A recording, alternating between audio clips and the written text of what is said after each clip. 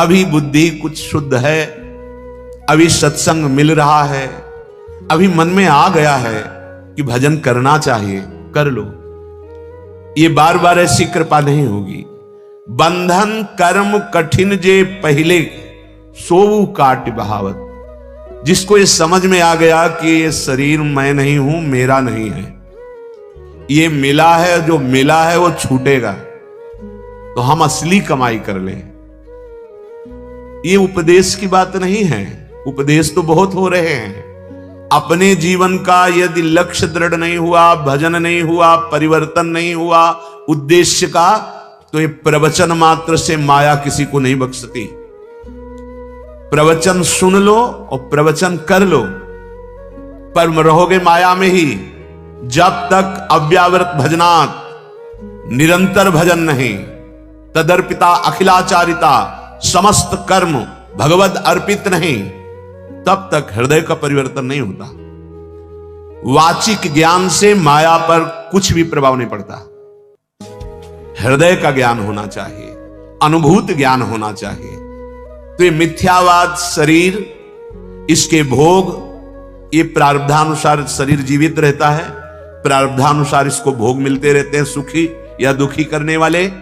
आप पुरुषार्थ कर लो भगवत प्राप्ति के लिए। कर्तव्य कर्म को भगवत समर्पित करते हुए निरंतर नाम जप, भगवत आसक्त चित्त हो जाना मनुष्य जीवन का परम फल है। अगर संसार के शरीर और भोगों से आसक्ति नष्ट नहीं हुई तो घाटा हो गया, और यह घाटा हजारों जन्मों में पूरा नहीं होगा। जब हम भगवत आसक्त चित्त हो जाते हैं तो हमारे कर्म बंधन कट जाते हैं, समस्त कर्म बंधन छिन्न भिन्न हो जाते हैं।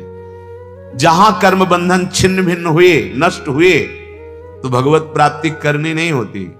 भगवान यहीं बैठे हैं, जहां मैं वहीं भगवान, जहां भगवान वहीं मैं प्रकाशित हो गया।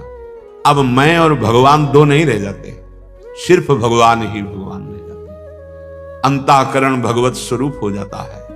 अपना तो स्वरूप भगवत स्वरूप है ही, अंतःकरण भगवत स्वरूप हो जाता है। श्री सूरदास जी महाराज कहते हैं, यदि आपने इस जन्म में भजन नहीं किया तो तुम्हारा जीवन प्रेत जैसा गया और परिणाम तुम्हें बड़ा दुखद प्राप्त होगा। वही बात श्रीपाद प्रबोधानंद जी महाराज कह रहे हैं कि ये मिथ्या इंद्रियों के विषयों को कब तक भोगते रहोगे। कभी थोड़ा बैठकर एकांत में विचार करो कि बहुत बार भोगा, पर मिला क्या हमें? पर विचार है ही नहीं। विचार तो दूषित हो गए हैं, अपवित्र विचार हो गए हैं। आप ध्यान नहीं दे पा रहे कि आपके समय को केवल नष्ट किया जा रहा है, ये छूटने वाला है। श्रीपाद कह रहे हैं, जो तुम्हें सदैव महासुख प्रदान करेगा, आ जाओ श्री वृंदावन धाम। ये किशोरी जी का निज महल है, इसमें प्रेम सुधा भंडार भरा हुआ है, प्रेमामृत। निरंतर प्रेम में डुबोने की सामर्थ्य वृंदावन की है, पर वृंदावन में वही प्रेम में डूबता है जिसको रहनी आ गई है। अगर थोड़ा भी अभिमान है तो वृंदावन के सुख को नहीं ले पाएंगे। वृंदावन इह विधि बसे तज के सब अभिमान, धन का अभिमान, बुद्धि बल का अभिमान, शरीर बल का अभिमान, साधन बल का अभिमान, ये धाम है। जब आप इस धाम की रज में लौटेंगे, रसिकों का संग करेंगे, तो अभिमान अपने आप गलित हो जाएगा। सच्ची कहते हैं, हृदय में ऐसी स्थिति आ जाती है कि ना अहम रह जाता है और ना कर्ता रह जाता है, केवल देखता है वो क्या हो रहा है। प्रभु अब क्या करवा रहे हैं, प्रभु क्या बुलवा रहे हैं, प्रभु क्या चिंतन करा रहे हैं, ये देखता है उपासक। जो वृंदावन का कृपा पात्र उपासक होता है, उसमें कर्ता भाव नहीं होता है। कर्ता भाव अहम लय हो जाता है प्रभु के चरणारविंद में, और स्वयं प्रभु उसके हृदय में बैठ करके भागवतिक चेष्टाएं कराते हैं। किंचित मात्र सुसुख वांछा नहीं रह जाती। ये स्थिति धाम प्रदान करता है, और आप ये स्थिति बाहर से प्राप्त कर सकते हैं धाम आश्रित होकर। जैसे पूज्य भाई जी श्री हनुमान प्रसाद पोद्दार जी गीता वाटिका में, पूज्य श्री राधा बाबा जी, आप कहेंगे ये बड़े महापुरुष हैं, तो ये बड़े महापुरुष किनके हुए? प्रभु के।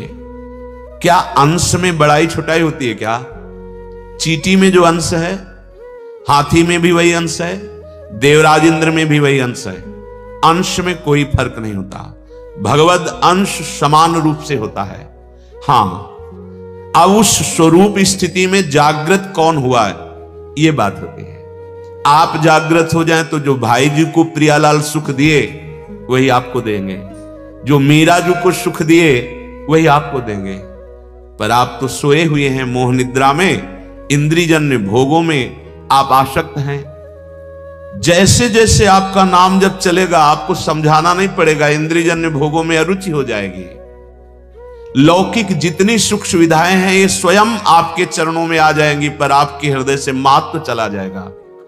जहां आपका भजन ठीक से होने लगा तहां आपकी ऐसी योग्यता बढ़ेगी कि ब्रह्म पदवी भी, जो परमेष्ठी पद, वो भी आपको फीका लगने लगेगा। पर भजन में रुचि नहीं है, भजन करने की हमारे अंदर लगन नहीं है। रोज सत्संग सुनते हैं, रोज सत्संग होता है, नाम की महिमा रोज गाई जाती है, पर आप देखिए अपने हृदय में जांच कर, क्या आप निरंतर नाम जप रहे हैं? क्या आप विषय चिंतन को काट पा रहे हैं? क्या आप प्रियालाल के लिए रोते हैं? विचार करके देख लो। यदि हां तो आप धन्य हैं, और यदि नहीं तो अब भी दुर्भाग्य है कि सुधा भंडार, प्रेम सुधा भंडार वृंदावन में आकर, वृंदावन का आश्रय लेकर, वृंदावन की रज में रहकर विषय चिंतन हो रहा है, संसार का चिंतन हो रहा है, प्रियालाल का अखंड चिंतन नहीं हो रहा। सच्ची मानिए, जहां अखंड चिंतन होने लगता है तो ना जीने की आशा रहती है, ना मरने का भय लगता है, ना कोई किसी भी तरह के पद प्रतिष्ठा लाभ की कोई वृत्ति ही नहीं रह जाती, क्योंकि है ही नहीं, यहां कोई लाभ नहीं।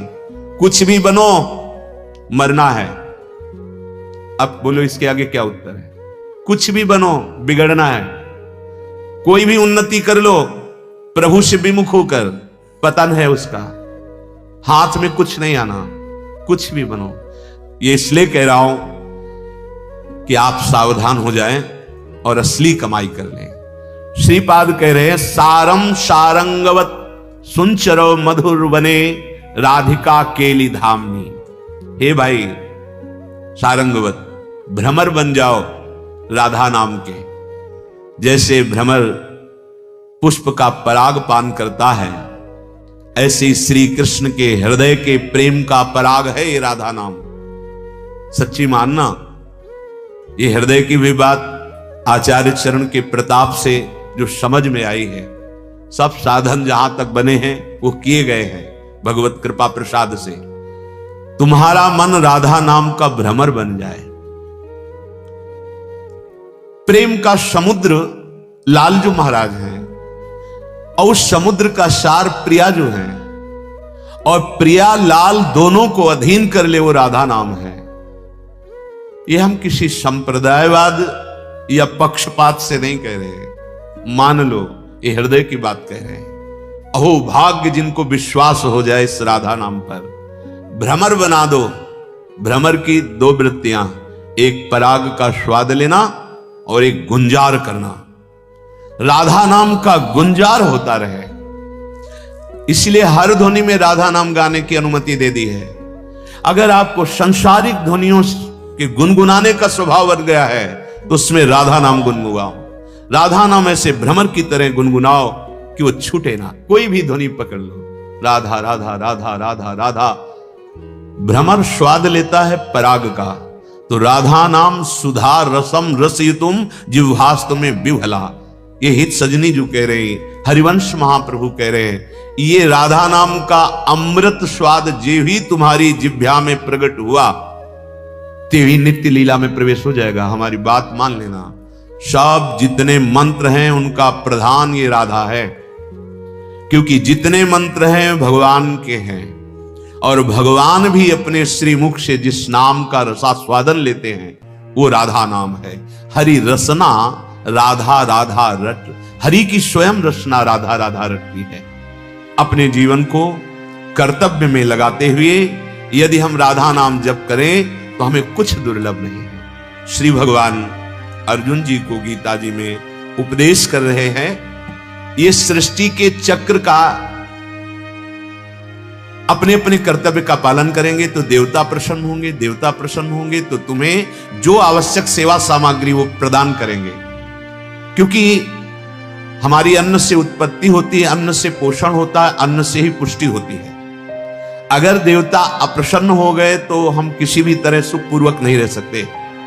और वो भगवान के द्वारा अलग अलग लोकपालों के रूप में शासन करने के लिए विराजमान है। जब कोई अपने कर्तव्य का पालन नहीं करता है तो अग्नि देवता, वायु देवता, वरुण देवता सब ये उसको कष्ट देने लगते हैं, बाहर और भीतर। शरीर की वायु बिगड़ गई, बात रूप में हर जोड़ में दर्द, कफ प्रकट हो गया, अग्नि बिगड़ गई, भोजन पचना बंद हो गया। ये सब देवता हैं।